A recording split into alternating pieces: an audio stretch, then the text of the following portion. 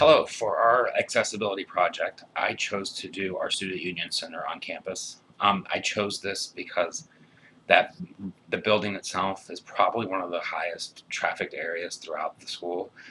So I figured, since most people are in there or passing through or whatnot, that would be the place I would go. Um, for the checklist in the beginning, it talks about the accessibility or the approach of the building itself.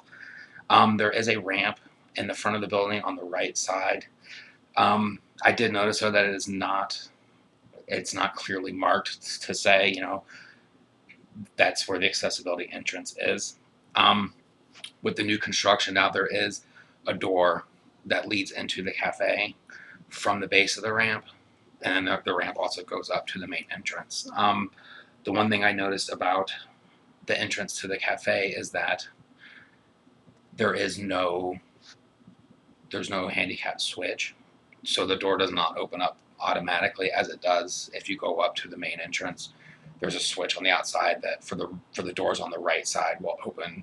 Both the exterior and interior doors will open automatically and then close behind you. Um, so that was something I noticed. Also, on the ramp itself, the ramps are sturdy. They're brand new. The railing was appropriate and all that stuff. But I did notice that there was no additional surfaces put down on the ramp to prevent any type of slipping or something of that nature, which I thought was odd considering with the amount of ice and stuff we get during the winter that there would be something there to make sure that wheelchairs don't slip or somebody using a walker or crutches or something like that, or somebody who is possibly blind who would I think there's the potential there of somebody to get hurt. Um, for the parking, I used the small parking lot, like the visitors parking lot that's in between like Cleveland Hall and Moot Hall. Um, as far as the number of spaces, according to the guidelines, there was more than enough space designated handicap spaces per the entire number of spaces in that area. Um, I did notice though that there's two spaces that are directly in front of Moot Hall in the financial aid office. But if you're going to admissions or really anywhere else, those spots are when you first pull in, there are they're on the left hand side, so they're across the parking from admissions, so they're not the closest to the door, which I did notice. All of those spots though that were designated, they did have a leveled curb, so getting to the sidewalk was fine. Like again, though, of course, if you were going to admissions or even going to Moot Hall from the row of spots that are closest to the main street, you would have to go up to the curb and then go up to a crosswalk to cross over to go into either one of those two buildings. Um, as far as for vans, the two spots in front of Moot Hall definitely appear to be van accessible. There is no clear signage to state that they are. Um, the 5 consecutive spots down by the main road, however, do not appear to be. Of course, I can't say for certain, and I would think that somebody in that situation is probably able to make it work, but it just didn't seem like there would be enough room for the van and then, for the lift to be able to get, somebody in and out comfortably. Um, going back to the building now on the checklist, the main doors and even the secondary doors that lead directly to the cafe do meet the requirements for the width. Um, there is proper spacing to be able to open the doors and be able to maneuver in without an issue. The handles are, again, I didn't whip out a tape measure, but they do appear to be the appropriate height. You can open the doors with a closed fist without, I didn't have much of a problem at all. Um, the entrances, the thresholds are level, and the mats slash carpeting in the little foyer area are they are anchored so that when you walk in, there's really nothing there to trip you up. Um, And again, I think the automated switch, there's only the automated switch at the main entrance, but not down at the secondary entrance into the cafe. In the building itself, now we're looking at some of the rooms and the space provided.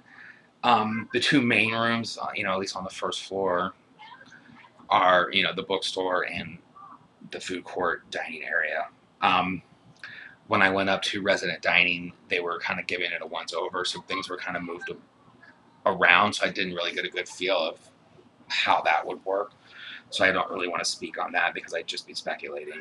Um, However, to get into the cafe, if you go through the main entrance, if if you need a ramp for access, you're not going to be able to get down there.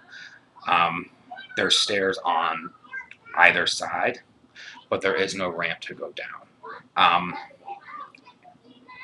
Once you're down there, I notice that the tables, if you do come in through the exterior entrance outside, there is enough room to get in. But once you're in, it's kind of tight. The tables are really close together. Um, there was chairs blocking most of the aisles. It just appeared to be it would be very difficult to get through with a mobility device. And if you were using a cane to get around, um, you'd probably have a hard time because there's just not a lot of space. Um, in the bookstore, a lot of the same problems. There's the main pathway when you walk in is okay, and then there's another pathway that takes you towards like the textbook rentals or purchase, and then you can go the other way, which goes towards like the merchandise and the books and magazines and such. Um, those two main arteries were fairly clear and they were definitely wide enough, but a lot of the aisles, especially like I noticed, were all like the materials are like for books, pencils, all that stuff. The aisles were tight, and a lot of them had end caps that were blocking one end of the aisle. So for me, I could squeeze around them, but if you were somebody with a mobility issue or using a device to get around, it would be impossible. You'd have to go down an aisle. If you needed something at the end of the aisle, you'd have to walk all the way down, get it, and then walk back down to the end of the aisle and go around the end cap. So I thought that was kind of dumb, to be honest with you. Um, on the other side where the books are, same problem. There were at the end of the aisles there would be a table blocking a lot of accessibility. So again, like you go down an aisle and there's a table with stuff on it, so you're forced to kind of backtrack and go around. So I think that that's something that definitely needs to be addressed. The areas in front of the registers were nice and clear, so if you could, if you were lucky enough to make it to that point, once you made it, you would definitely be able to get out of the bookstore without any issues. Um, Again, with the cafe, um, just not a lot of. There's only one way in and one way out, which I did not like. Um, Also, the obstacles in both of those two main rooms, as far as being the obstacles they were low enough to the ground so that if you were using a cane to get around, you would be able to detect them without a problem. It's just the issue to me is not the detection, but being able to get around them comfortably, easily, or at all. Um, Next on the checklist is the emergency signals. In the cafe area, all of the signal I believe there was three that I could see, and they were audio and they did have the light on the bottom, so I didn't pull the fire alarm. But I would assume that if they did go off, that you would get an audio and a visual correspondence to let someone know that there is an emergency.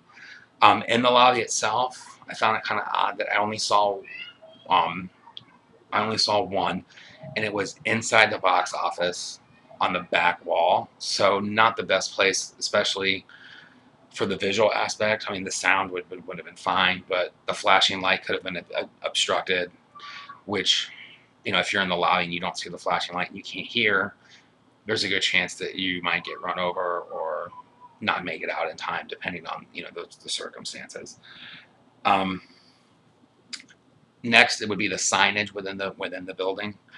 For the restrooms, for the elevator, and for the stairs, those signages were appropriate. They were all on the correct side. They were at the right height. Um, the letters were maybe a little bit small, but they were close. They were slightly raised, and they did have braille on them. Um, the only signs that I didn't like, um, the resident dining sign. It's kind of on a metallic. The contrast wasn't all that great, so it might be a little hard to see. When you first walk in, if you go through the main doors when you walk in, there's a freestanding sign there that has kind of like directions, and the material is it's a metallic-y background, and the letters, I mean, they stand out, but not all that great, and it does create a glare, which I know was something on the checklist that you should try to avoid. So I think that sign could be slightly changed just to make it a little bit easier to read. Um,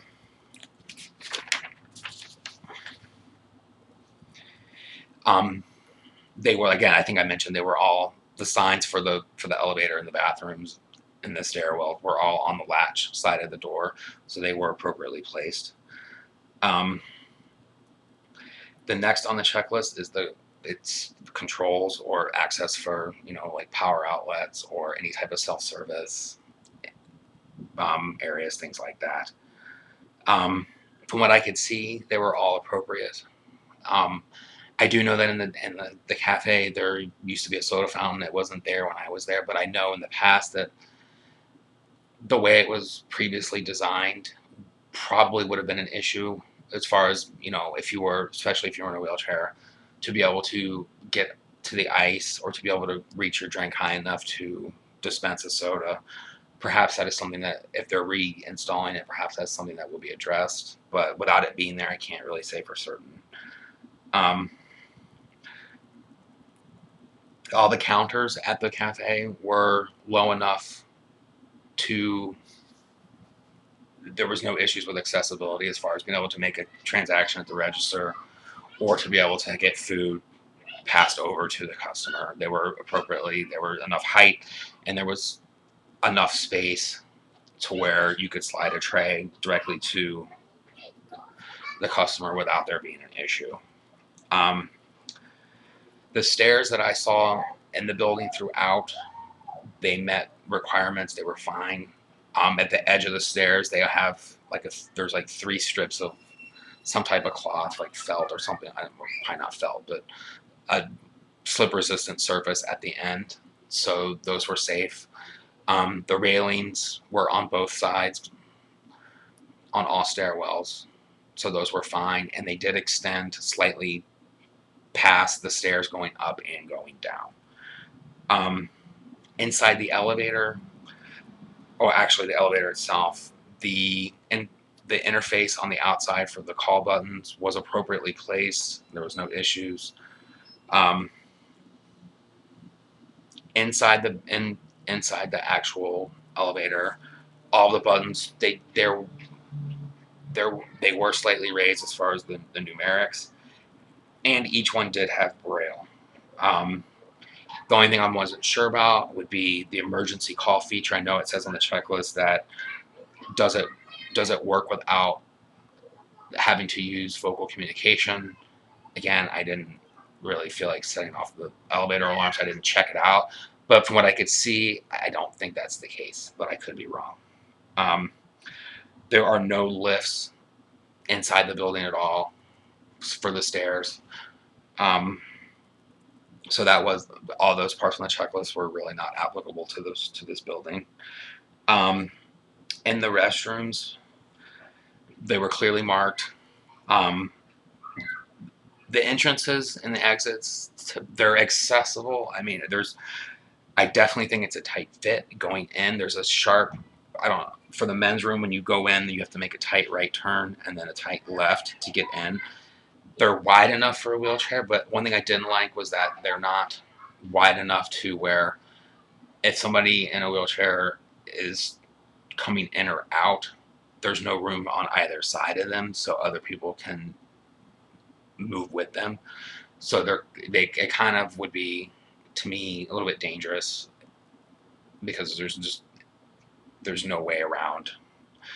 Um, Also, with the water fountains being by the door, I noticed that the way they're set up, at least in the men's room, the accessibility is not a problem. It's just that the way they're set up at the angle, where as if somebody was using the water fountain, that they would block the entrance and the exit. So that could be an issue as well. And I know that, to me, I just feel like little things like that, when somebody is using a mobility device of any kind, that they don't want attention drawn to them, that it's not necessary. So I think that not the in and out of the bathroom is kind of tight, and then again with the water fountain, it blocks traffic, and it's just one of those things where I think it draws unnecessary attention to somebody. So it'd be nice if they were a little bit wider, and things could continue on as normal while they were using either the fountain or the restrooms. Um, Inside the bathrooms themselves, the handicap stall was there was no issues. The railing was appropriate. The measurements were, I mean, I didn't measure them, but I would assume that they looked to be appropriate.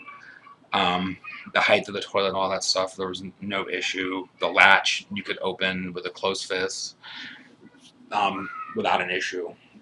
To open it from the outside, all you have to do is just push it in, and then you push it closed, and then the latch you could slide. I tried it, and you could do it with a closed fist without a problem. Um, Also, in the checklist, it talks about phones, and there are no public phones that I saw. There used to be one down there, but I didn't see it. I don't know if I just overlooked it or if it's been removed. Um, so outside of the checklist, kind of my closing statement is that I was really disappointed when you look at the building and when you go inside and you realize that you can't get from one side of the building to the other, at least through the interior, if you're somebody who is in a wheelchair, or even somebody possibly with with a cane or a walker or something along those lines. I mean, it would be dangerous. I noticed that once you get into the lobby to go down to the bookstore area and the restroom area, there is no ramp. There is no ramp to, if you go through the main entrance to get down to the cafe, there is no ramp, which I kind of blew my mind. I noticed it before. I noticed it before and I never really thought much of it, but now that I kind of really gave it a stronger look, like I was really disappointed in that. It just blows my mind that if you go in from the outside into the cafe, let's say you use the main door from the outside and you go in and then you have to use the restroom while you're eating, you'd have to exit the building, go around the side, and then through the back entrance, which, I mean, it's a pain as it is. And I can't imagine, it's middle of January and it's like 8 degrees outside and you have to exit the building to go around to use the restroom. I just think it's dumb. Um, and with all the traffic, like I mentioned earlier, going in and out of that building, you cannot be able to go from one side to the other freely, I think is a big mistake. And it'd be nice to see them put some type of accessibility ramp on that small staircase that leads, depending on which way you come in, either down to the bookstore and the restrooms or up from that area into the main lobby of the building. That's probably my biggest gripe, and I feel like it's a legitimate complaint. I feel like it's something that can be fixed and it should be fixed, because it's kind of an insult and it's dangerous, and I'd like to see it changed. Other than that, that's my outtake, and thank you.